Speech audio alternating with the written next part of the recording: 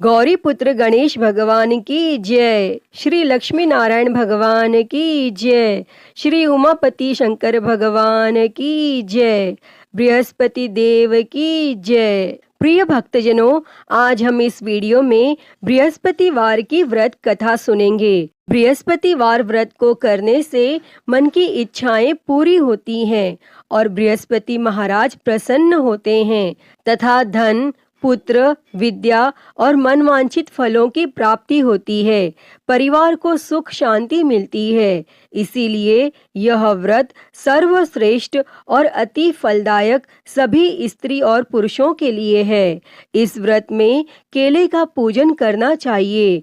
कथा और पूजन के समय तन, मन, क्रम, वचन से शुद्ध होकर जो इच्छा हो बृहस्पति देव की प्रार्थना करनी चाहिए और उनकी इच्छाओं को बृहस्पति देव अवश्य पूर्ण करते हैं, ऐसा मन में दृढ़ विश्वास रखना चाहिए। तो भक्तजनों, आइए अब सुनते हैं बृहस्पतिवार की व्रत कथा। तो आप सभी भक्तजन बड़ी ही श्रद्धा, ध्यान पूर्वक और प्रसन्न चित्त मन से इस कथा को सुनिए। तो सभी प्रेम से बोलिए श्री लक्ष्मी नारायण भगवान की जय।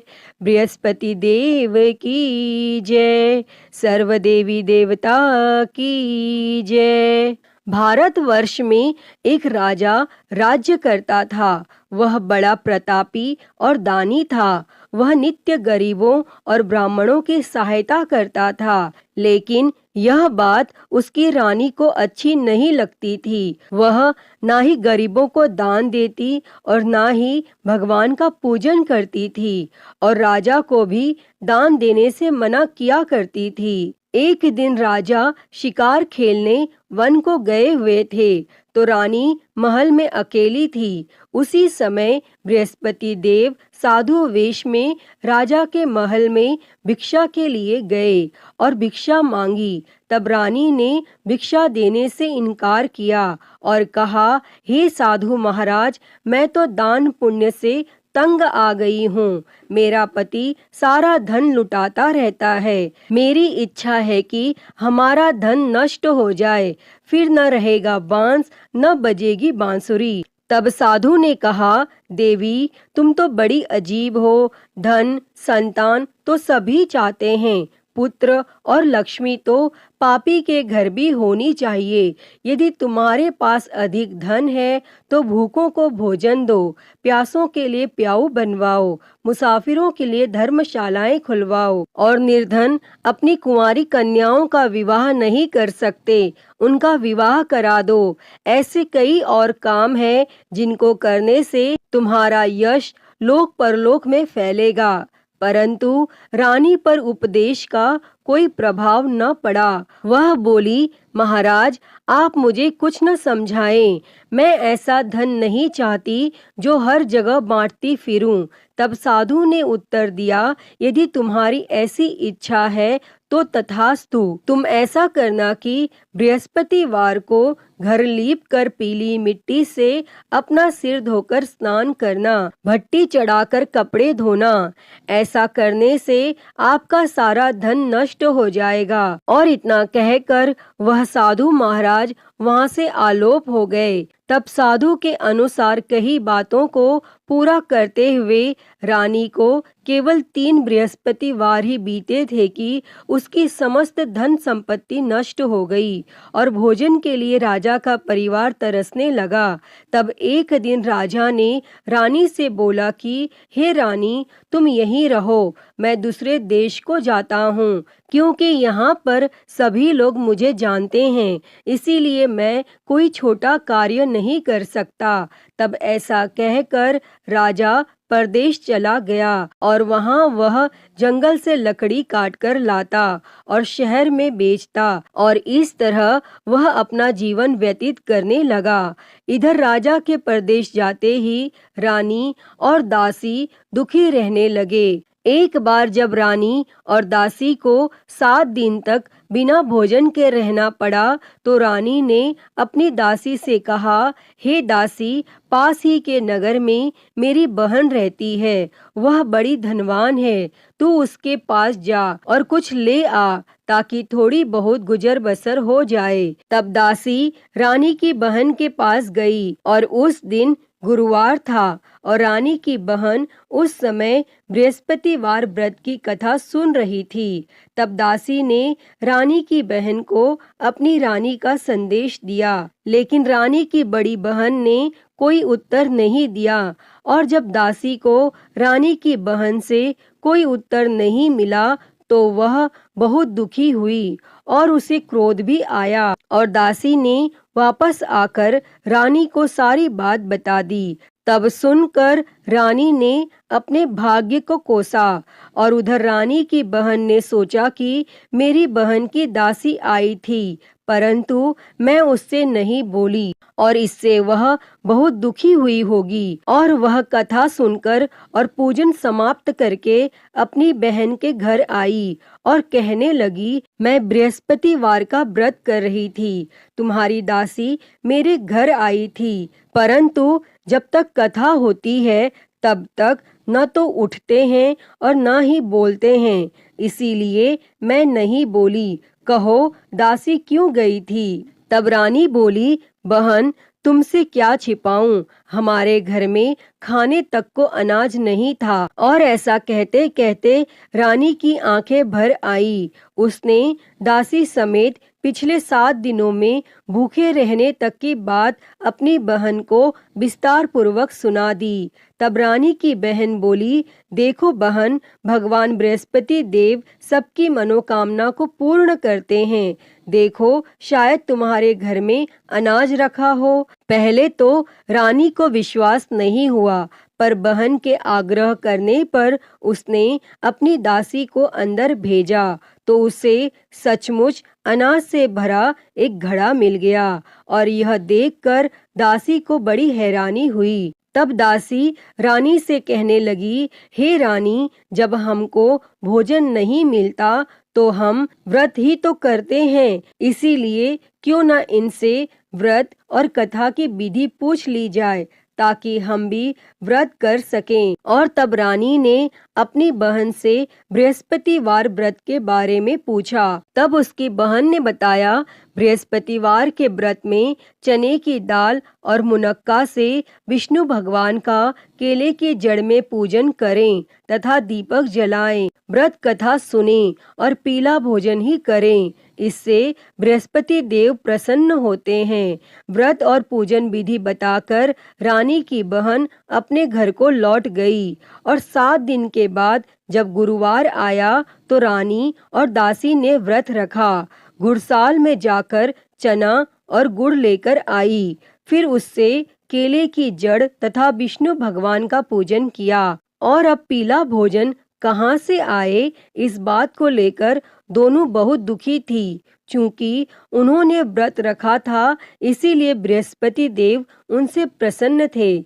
इसीलिए वे एक साधारण व्यक्ति का रूप धारण कर 2 थालों में सुंदर पीला भोजन दासी को दे गए। और तब भोजन पाकर दासी प्रसन्न हुई और फिर रानी के साथ मिलकर भोजन ग्रहण किया और उसके बाद वे सभी गुरुवार को व्रत और पूजन करने लगी। बृहस्पति भगवान की कृपा से उनके पास फिर से धन संपत्ति आ गई, परंतु रानी फिर से पहले की तरह आलस्य करने लगी। तब दासी बोली, देखो रानी, तुम पहले भी इस प्रकार आलस्य करती थी, तुम्हें धन रखने में कष्ट होता था और इस कारण सब धन नष्ट हो गया।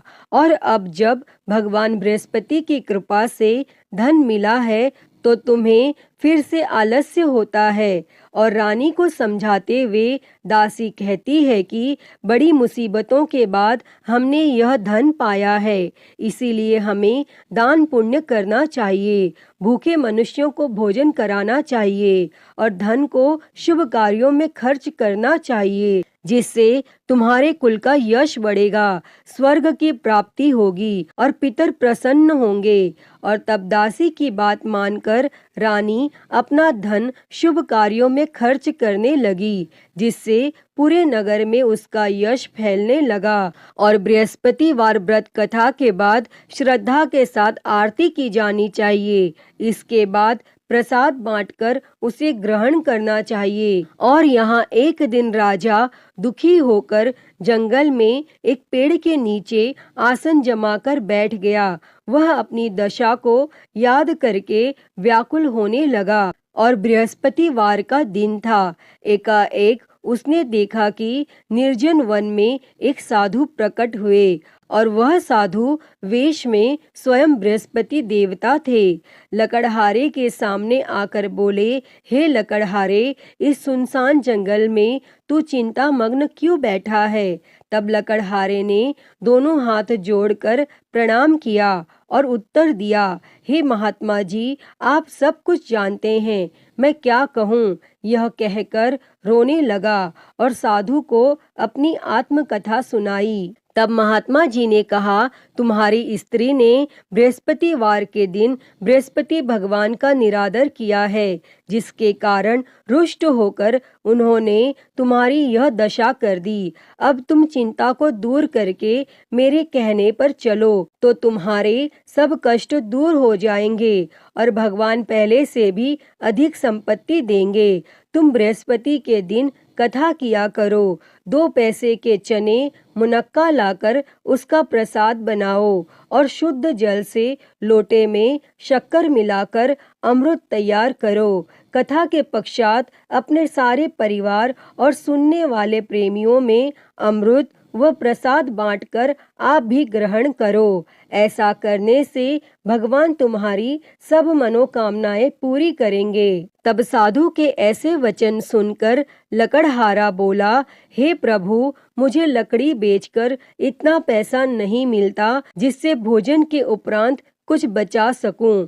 मैंने रात्रि में अपनी स्त्री को व्याकुल देखा है। मेरे पास कुछ भी नहीं जिससे मैं उसकी खबर मंगा सकूं। तब साधु ने कहा, हे लकड़हारे, तुम किसी बात की चिंता मत करो। बृहस्पति के दिन तुम रोजाना की तरह लकड़ियां लेकर शहर को जाओ। तुमको रोज से दुगना धन प्राप्त होगा, जिससे तुम भली भांति भोजन कर लोगे तथा बृहस्पति देव की पूजा का सामान भी आ जाएगा। और इतना कहकर साधु अंतर ध्यान हो गए और धीरे धीरे समय व्यतीत होने पर फिर वही बृहस्पतिवार का दिन आया और लकड़हारा जंगल से लकड़ी काटकर किसी शहर में बेचने गया। उसे उस दिन और दिन से अधिक पैसा मिला। तब राजा ने चना गुड़ आदि लाकर गुरुवार का व्रत किया और उस दिन से उसके सभी क्लेश दूर हो गए। परंतु जब दोबारा गुरुवार का दिन आया तो बृहस्पतिवार का व्रत करना वह भूल गया। इस कारण बृहस्पति भगवान नाराज हो गए और उस दिन उस नगर के राजा ने विशाल यज्ञ का आयोजन किया तथा शहर में यह घोषणा करा दी कि कोई भी मनुष्य अपने घर में भोजन न बनावे और न आग जलावे। समस्त जनता मेरे यहाँ भोजन करने आवे और इस आज्ञा को जो न मानेगा उसे फांसी की सजा दी जाएगी। और इस तरह की घोषणा संपूर्ण नगर में करवा दी गई। तब राजा की आज्ञा अनुसार शहर के सभी लोग भोजन करने गए, लेकिन लकड़हारा कुछ देर से पहुंचा, इसीलिए राजा उसको अपने साथ घर लिवा ले गए और ले जाकर भोजन करा रहे थे तो रानी की दृष्टि उस खूंटी पर पड़ी जिस पर उसका हार लटका हुआ था। वह वहां पर दिखाई नहीं दिया। तब रानी ने निश्चय किया कि मेरा हार इस मनुष्य ने चुरा लिया है और उसी समय सिपाहियों को बुलाकर उसको कारागार में डलवा दिया। और जब लकड़हारा कारागार में पड़ गया और वह बहुत दुखी होकर विचार करने लगा कि न जाने कौन से पूर्व जन्म के कर्म से मुझे यह दुख प्राप्त हुआ है, और वह उसी साधु को याद करने लगा जो कि जंगल में मिले थे। तब उसी समय तत्काल बृहस्पति देव साधु के रूप में प्रकट हुए और उसकी दशा को देखकर कहने लगे, अरे मूर्ख, तूने बृहस्पति देव की कथा नहीं करी, इस कारण तुझे दुख प्राप्त हुआ है। अब चिंता मत कर, बृहस्पतिवार के दिन कारागार के दरवाजे पर 4 पैसे पड़े मिलेंगे, उनसे तू बृहस्पति देव की पूजा करना और तेरे सभी कष्ट दूर हो जाएंगे। तब बृहस्पतिवार के दिन उसे 4 पैसे मिले। और महाकाल भक्ति ज्ञान चैनल को सब्सक्राइब कर और उसी नोटिफिकेशन बेल को जरूर ऑन कर ले। उस नगर के राजा को स्वप्न में कहा, हे राजा, तुमने जिस आदमी को कारागार में बंद कर दिया है वह निर्दोष है, वह राजा है, उसे छोड़ देना। और रानी का हार उसी खूंटी पर लटका है। अगर तू ऐसा नहीं करेगा तो मैं तेरे राज्य को नष्ट कर दूंगा। और इस तरह रात्रि के स्वप्न को देखकर राजा प्रातः काल उठा और खूंटी पर हार देखकर लकड़हारे को बुलाकर क्षमा मांगी तथा लकड़हारे को योग्य सुंदर वस्त्र आभूषण देकर विदा कर दिया। और बृहस्पति देव की आज्ञा के अनुसार लकड़हारा अपने नगर को चल दिया। और जब राजा अपने नगर के निकट पहुंचा तो उसे बड़ा आश्चर्य हुआ।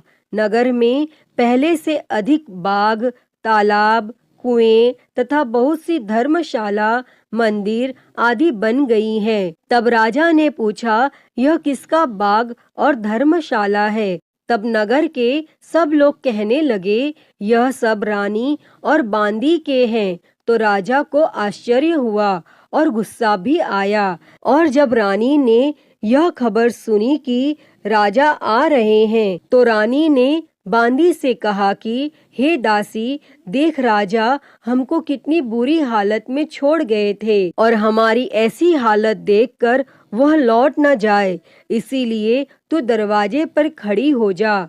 तब आज्ञा अनुसार दासी दरवाजे पर खड़ी हो गई और राजा आए तो उन्हें अपने साथ लिवा लाई। तब राजा ने क्रोध करके अपनी रानी से पूछा कि यह धन तुम्हें कैसे प्राप्त हुआ है? तब रानी ने कहा, हमें यह सब धन बृहस्पति देव के इस व्रत के प्रभाव से प्राप्त हुआ है। और फिर राजा ने निश्चय किया कि 7 रोज बाद तो सभी बृहस्पति देव का पूजन करते हैं, परंतु मैं प्रतिदिन दिन में 3 बार कहानी तथा रोज व्रत किया करूँगा। और अब हर समय राजा के दुपट्टे में चने की दाल बंधी रहती तथा दिन में 3 बार कहानी कहता। और एक रोज राजा ने विचार किया कि चलो अपनी बहन के यहाँ हो आवे।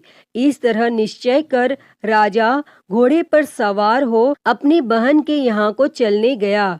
मार्ग में उसने देखा कि कुछ आदमी एक मुर्दे को लिए जा रहे हैं। उन्हें रोककर राजा ने कहा, अरे भाइयों, मेरी बृहस्पति देव की कथा सुन लो। और वे बोले, लो, हमारा तो आदमी मर गया है, इसको अपनी कथा की पड़ी है। परंतु कुछ आदमी बोले, अच्छा कहो, हम तुम्हारी कथा भी सुनेंगे। तब राजा ने दाल निकाली और जब कथा आधी हुई थी कि मुर्दा हिलने लग गया। और जब कथा समाप्त हो गई तो राम राम करके मनुष्य उठकर खड़ा हो गया। और आगे मार्ग में उसे एक किसान खेत में हल चलाता मिला। तब राजा ने उसे देखकर उससे बोले, अरे भैया, तुम मेरी बृहस्पतिवार की कथा सुन लो। तब किसान बोला, जब तक मैं तेरी कथा सुनूंगा तब तक 4 हरिया जोत लूंगा। जा अपनी कथा किसी और को सुना। इस तरह राजा आगे चलने लगा और राजा के हटते ही बैल पछाड़ खाकर गिर गया तथा किसान के पेट में बड़ी जोर का दर्द होने लगा। और उस समय उसकी माँ रोटी लेकर आई। उसने जब यह देखा तो अपने पुत्र से सब हाल पूछा। तब बेटे ने सभी हाल कह दिया। तो बुढ़िया दौड़ी दौड़ी उस घुड़सवार के पास गई और उससे बोली कि मैं तेरी कथा सुनूंगी, तू अपनी कथा मेरे खेत पर चलकर ही कहना। तब राजा ने बुढ़िया के खेत पर जाकर कथा कही और जिसके सुनते ही वह बैल उठ खड़ा हुआ तथा किसान के पेट का दर्द भी बंद हो गया। और राजा अपनी बहन के घर पहुंचा और बहन ने भाई की खूब मेहमानी की। दूसरे रोज प्रातः काल राजा जगा तो वह देखने लगा कि सब लोग भोजन कर रहे हैं। तब राजा ने अपनी बहन से कहा, ऐसा कोई मनुष्य है जिसने भोजन नहीं किया हो, मेरी बृहस्पतिवार की कथा सुन ले। तब बहन बोली, हे भैया, यह देश ऐसा ही है कि पहले यहाँ लोग भोजन करते हैं, बाद में अन्य काम करते हैं। अगर कोई पड़ोस में हो तो देख आऊं। और वह ऐसा कहकर देखने चली गई, परंतु उसे कोई ऐसा व्यक्ति नहीं मिला जिसने भोजन न किया हो। अतः वह एक कुम्हार के घर गई जिसका लड़का बीमार था। उसे मालूम हुआ कि उनके यहाँ 3 रोज से किसी ने भोजन नहीं किया है। तब रानी ने अपने भाई की कथा सुनने के लिए कुम्हार से कहा और वह तैयार हो गया। तब राजा ने जाकर बृहस्पतिवार की कथा कही, जिसको सुनकर उसका लड़का ठीक हो गया और अब तो राजा की प्रशंसा होने लगी। फिर एक रोज राजा ने अपनी बहन से कहा कि हे बहन, हम अपने घर को जाएंगे, तुम भी तैयार हो जाओ। राजा की बहन ने अपनी सास से कहा। सास ने कहा, हाँ चली जा, परंतु अपने लड़कों को मत ले जाना, क्योंकि तेरे भाई की कोई औलाद नहीं है। और बहन ने अपने भैया से कहा, हे भैया, मैं तो चलूंगी, पर कोई बालक नहीं जाएगा। तब राजा बोला, जब कोई बालक नहीं चलेगा तब तुम भी क्या करोगी? और बड़े दुखी मन से राजा अपने नगर को लौट आया। और राजा ने अपनी रानी से कहा, हम निर्वंशी है, हमारा मुंह देखने का धर्म नहीं है। और फिर कुछ भोजन आदि भी नहीं किया। तब रानी बोली, हे प्रभु, बृहस्पति देव ने हमें सब कुछ दिया है, वह हमें औलाद अवश्य देंगे। और उसी रात को बृहस्पति देव ने राजा से स्वप्न में कहा, हे राजा, उठ, सभी सोच त्याग दे, तेरी रानी गर्भ से है। तब राजा को यह बात सुनकर बड़ी खुशी हुई और 9वें महीने में उसके गर्भ से एक सुंदर पुत्र पैदा हुआ। तब राजा बोला, हे रानी, स्त्री बिना भोजन के रह सकती है, पर बिना कहे नहीं रह सकती। जब मेरी बहन आवे तुम उससे कुछ कहना मत। तब रानी ने यह सुनकर हाँ कर दिया। और जब राजा की बहन ने यह शुभ समाचार सुना तो वह बहुत खुश हुई और बधाई लेकर अपने भाई के यहाँ आई। तभी रानी ने कहा, घोड़ा चढ़कर तो नहीं आई, गधा चढ़ी आई। तब राजा की बहन बोली, भाभी, मैं इस प्रकार न कहती तो तुम्हें औलाद कैसे मिलती। प्रिय भक्तजनों, बृहस्पति देव ऐसे ही हैं, जैसी जिसके मन में कामनाएं हैं सभी को पूर्ण करते हैं। जो सद्भावना पूर्वक बृहस्पतिवार का व्रत करता है एवं कथा पढ़ता है अथवा सुनता है, दूसरों को सुनाता है, बृहस्पति देव उसकी सभी मनोकामना पूर्ण करते हैं। जैसी सच्ची भावना से रानी और राजा ने उनकी कथा का गुणगान किया तो उनकी सभी इच्छाएं बृहस्पति देव जी ने पूर्ण की थीं। अतः हे बृहस्पति देव जी, जैसी कृपा आपने राजा और रानी पर की, वैसी ही कृपा इस कथा को कहते, सुनते और हुंकारा भरते सभी पर करना। तो सभी प्रेम से बोलिए, बृहस्पति देव की जय, श्री लक्ष्मी नारायण भगवान की जय। प्रिय भक्तजनों, तो मैं उम्मीद करती हूँ कि आपको आज की ये कथा पसंद आई होगी। और अगर वीडियो अच्छी लगी हो तो इसे लाइक करें, ज़्यादा से ज़्यादा शेयर करें और कमेंट बॉक्स में बृहस्पति देव जी की जय लिखना ना भूलें। और महाकाल भक्ति ज्ञान चैनल को सब्सक्राइब कर नोटिफिकेशन बेल को ज़रूर ऑन कर लें। हर हर महादेव। धन्यवाद।